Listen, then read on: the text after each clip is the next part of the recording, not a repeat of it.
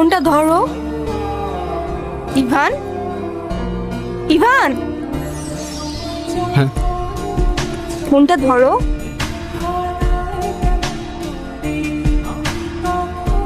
মোস্তফা কে? আমার বাবা। তোমার বাবা এতক্ষণ ধরে তোমাকে কল দিচ্ছে, টেনশন করছে অবশ্যই। এমনি এমনি তো আর না, কলটা ধরো। ছোটবেলা থেকেই বাবাকে দেখতাম প্রচণ্ড ব্যস্ত, এই কাজ ওই কাজ করতে করতে আমাদের জন্য তার কাছে এতটুকু সময় থাকতো না। মা আর আমি অনেক দিন বায়না করার পর অবশেষে একদিন বাবা আমাদের ঘুরতে নিয়ে যায়। যেখানে 15% টাকা অলরেডি ইনভেস্ট হয়ে গেছে, আমি তো কিছুই বুঝতে পারতেছি না। এই, আমার সাথে কি মজা নিচ্ছে নাকি? মা মা আইসক্রিম খাবো। আইসক্রিম? তোমরা কি করছো? ঠান্ডা লেগে যাবে বাবা। যাও বাবার কাছে যেয়ে চাও।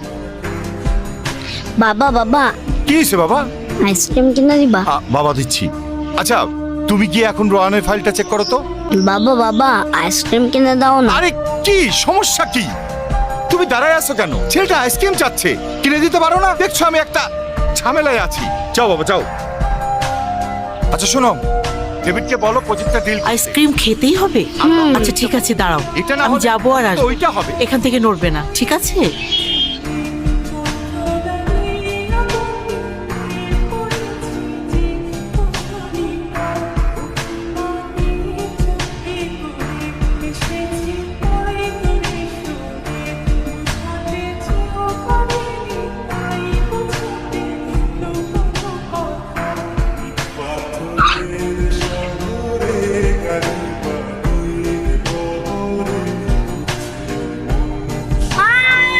আজ সেদিন আমিও মায়ের সাথে রাস্তার ওপাশে গেলে হয়তো মা আর আমি আজও একসাথেই থাকতাম।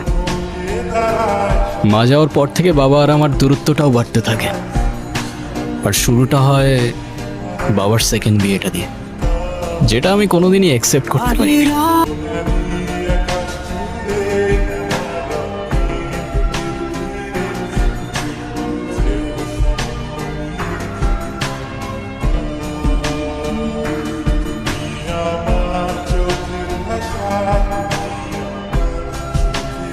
কষ্ট লাগে জানো, যখন তুমি তোমার বাবাকে এতটা ভালোবাসো কিন্তু দূরত্বটা এতটা যে সেটা বাবাকে আর কখনো বলা যায় না।